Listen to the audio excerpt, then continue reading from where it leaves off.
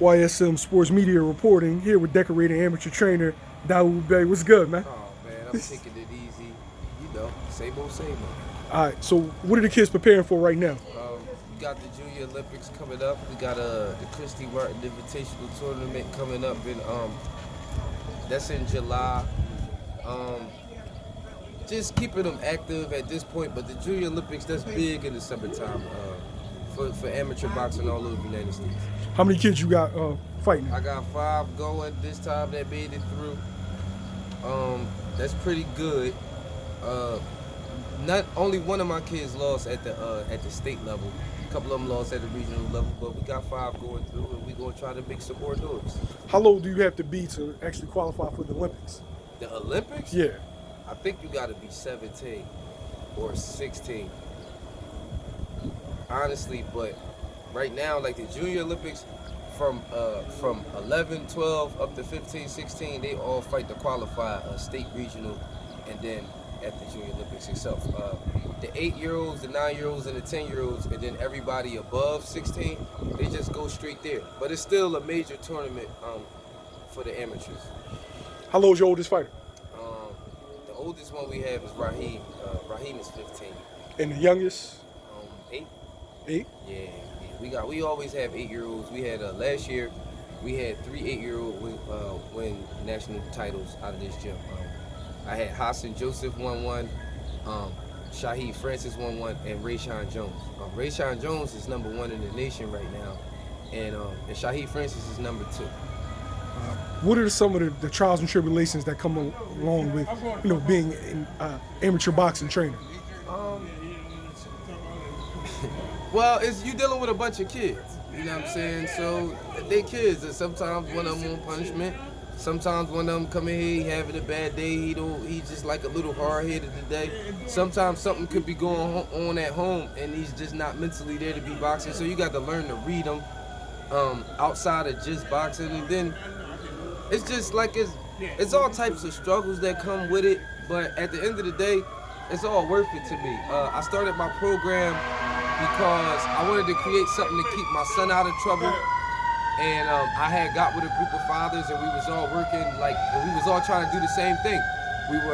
We had our children in boxing, and we was trying to keep them out of trouble, so on and so forth. And the program, it kind of grew, and our motto is we like a father-son program, but I'm just the coach. And it's just like it's a village to raise a child, and we kind of just work with that. I'm going to go out on a limb. I know I'm a homer. I'm from Philly, and I'm going to say y'all number 1 in the nation in my eyes. We got, in all honesty, and just to give out a shout out, you got in Ohio, you got Team Cartel, and in DC, you got Oxon Hill. You know what I'm saying? You got a lot of Oxon Hill. That's Gary Russell and them. No, but it's in that area. Okay. Yeah, Gary Russell and them, they did real well. They're from that area though, the DMV, what they call it, the PVA they call it. You got the Jack Rabbit over there, and in California and all of that. You got the Robert Garcia down in Texas. It's a lot of programs like mine. My program is modeled after other programs that came before us. In the city, you had the Untouchables and you had the Concrete Jungle. So my program is kind of modeled after those programs. No.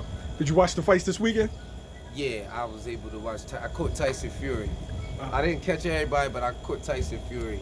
Well, did you see Jesse Hart versus Sullivan Barrera? I missed it. Missed it.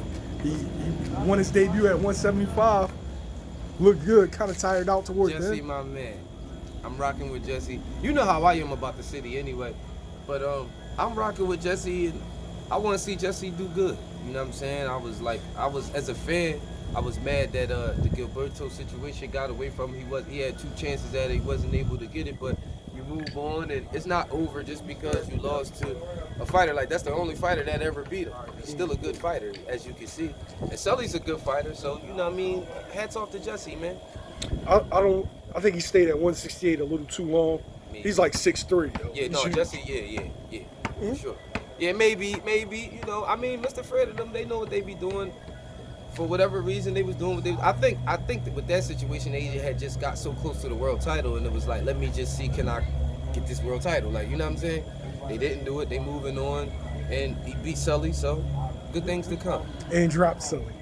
Oh, Yeah. Man, yeah, I got to go. I think I might watch that tonight, man. I'm gonna watch that tonight. Thoughts about Tyson Fury, Tom Schwartz? He was supposed to do that. I didn't know Schwartz, all due respect.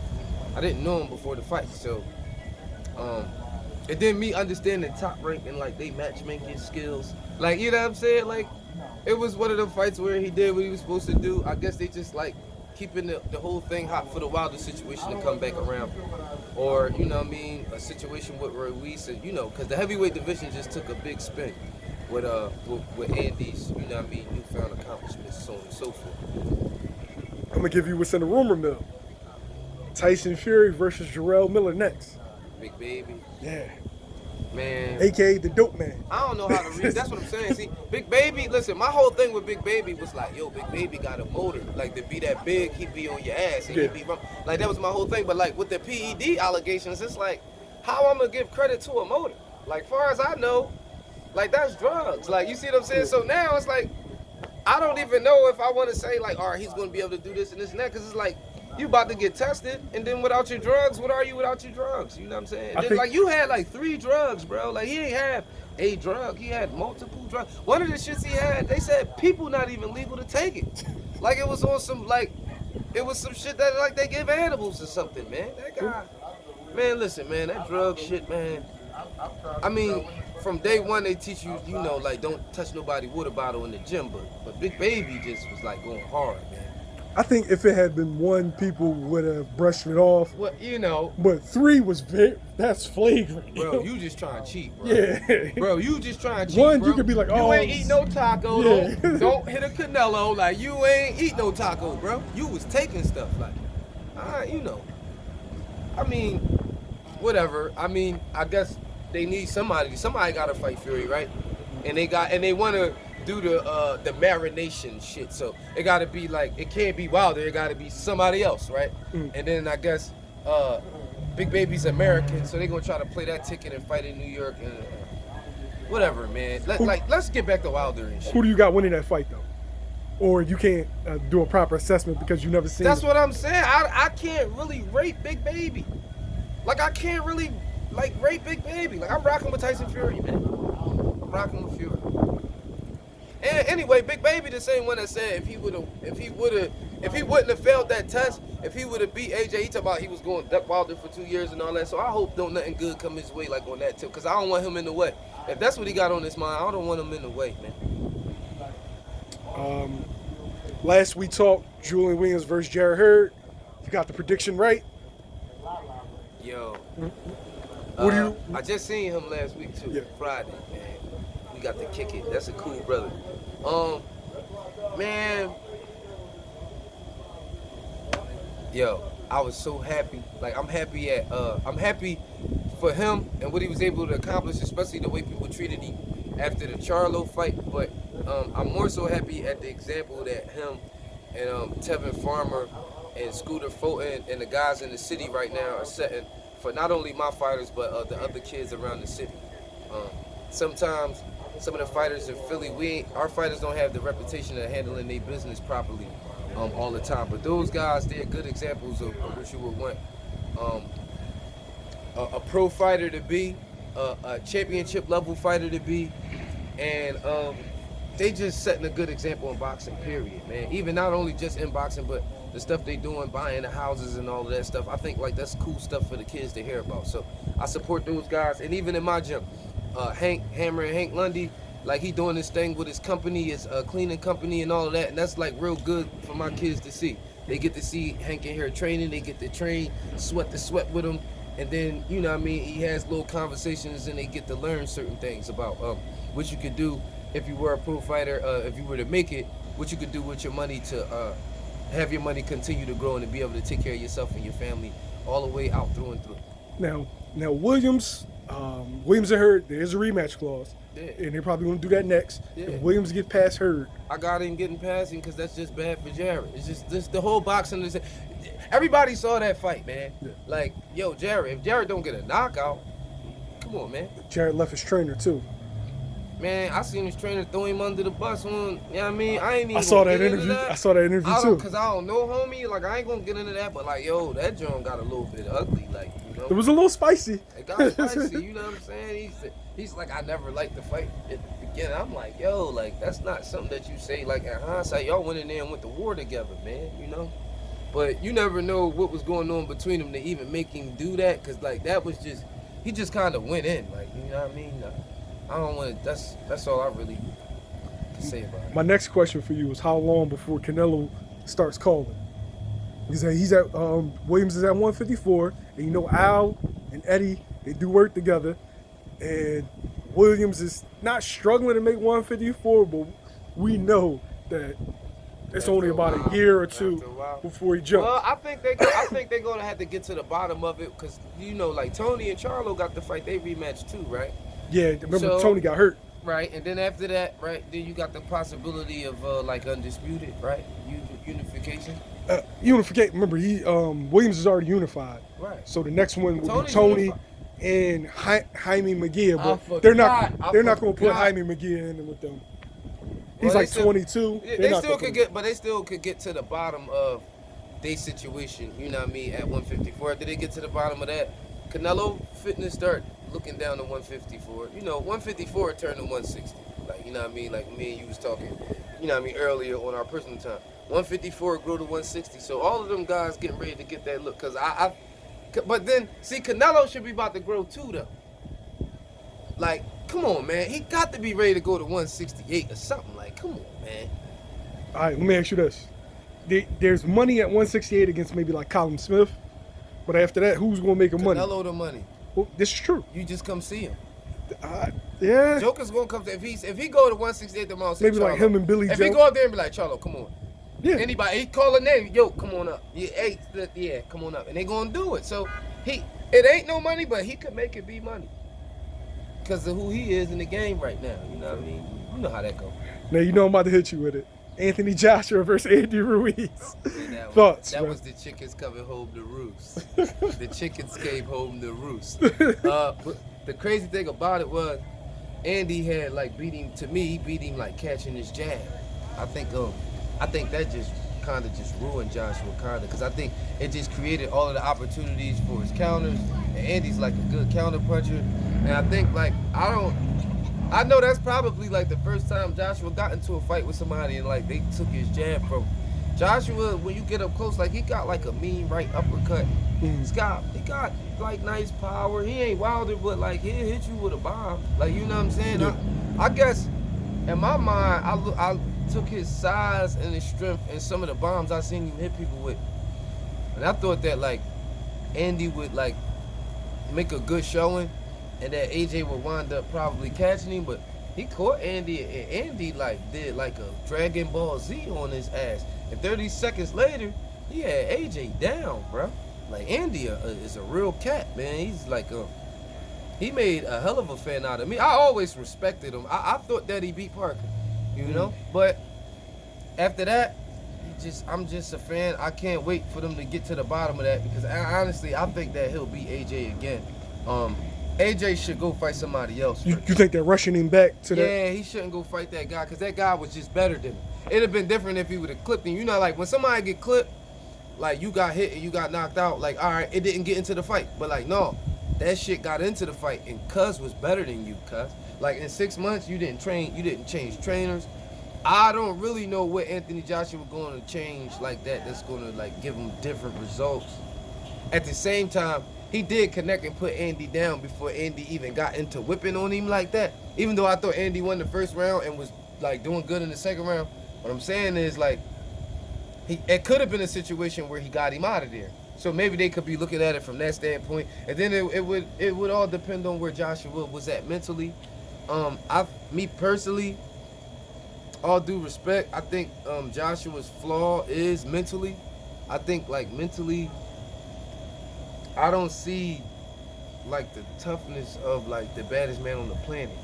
He don't got the aura of the baddest man on the planet. I'm just saying that as a boxing fan. Like I ain't trying to say I don't know that man personally, but like when I look at you, like a heavyweight champ is like a ferocious guy, even when laid back. Like Lennox is like a ferocious guy. if you get under his skin. He be talking that British shit, but that shit be like, you be knowing that he letting you know, like, you know, you cross the line, mate, and he gonna hit you with some shit. So, you know.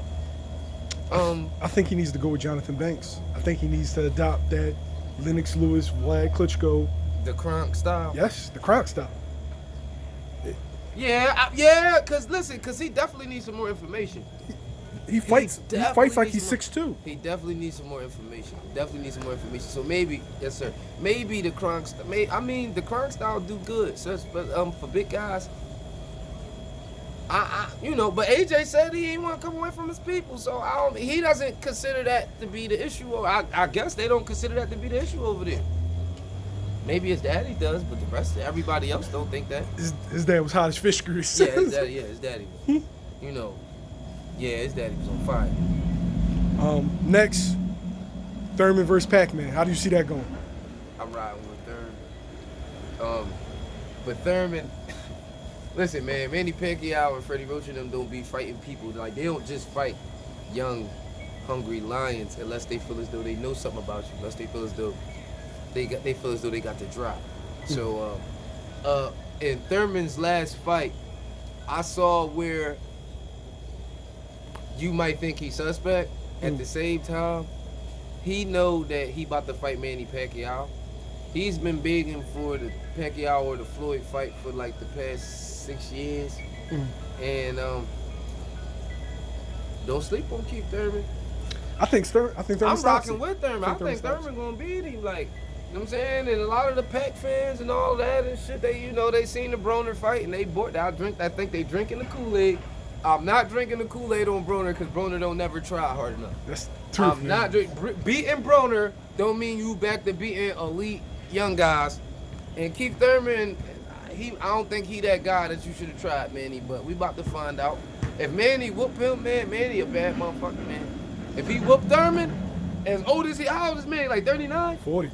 If Manny whip Keith Thurman at 40, Manny bad motherfucker. I ain't gonna hold you. Last question.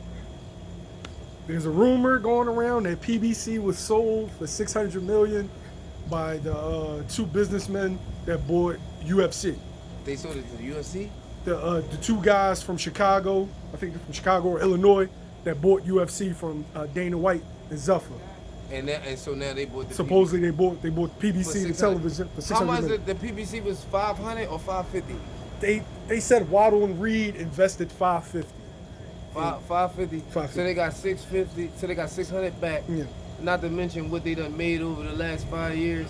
Conor McGregor, Manny Pacquiao, all that shit that went down. Yeah. Hey, listen. Al Heyman still involved in all the fighters? Al Heyman still controls the fighters. Hey, then. It's business. Business does, right? A lot of people don't realize it's a television series, not a promotional company. And the whole thing about it is none of the fights really got put on. No. Nobody at PBC that's supposed to fight didn't fight yet. The welterweight guys, they ain't really fight each other. It's still loose pay-per-views. And Wilder didn't fight AJ yet. And it's a lot of stuff that didn't happen yet. Wilder versus Fury 2. That's a joint Fox and ESPN. Keith Thurman versus Pacquiao gonna be the first joint that they starting off with Thurman versus Pacquiao. Yeah. You get the Pacquiao fan base. You see what I'm saying? So, hey man, but before this is over, I want Ad, man. Come on, Ad, man. Come here, man. Please, man. My partner, Ad. Come on, Ad. No, I don't care about your t-shirt. He don't want to get on the camera because his t-shirt dirty. My t-shirt dirty. Come on. My partner right here. Don't nobody know I got a partner. He's not an assistant coach. He's my partner. And I knew him since I was 12 years old. You know what I mean? And Ed was a hell of a boxer. And this boxing bug ain't dead. And he helped me to teach my kids and to raise my kids in boxing. This is my man Ed Dennison. Nobody ever sees Ed. He's like Dr. Mad on fucking on Inspector Gadget. You know how you never seen Dr. Mad? This is fucking Dr. Mad, man. You know what I mean? And he don't want to say nothing, so I'm gonna let him get off the camera. But the interview is over, and I just because a lot of coaches, they get caught up on self. I'm about my fighters, I'm about my kids, I'm about my program, I'm about the dads that help me raise my kids in my program, I'm about my partner, and I'm about them two old men that's in there that teach me boxing, and the one that was his coach that taught him damn near everything he know in boxing. So over here, we got a communal program. We work together. It's like 4 of us and then Jay, and then that's what we do.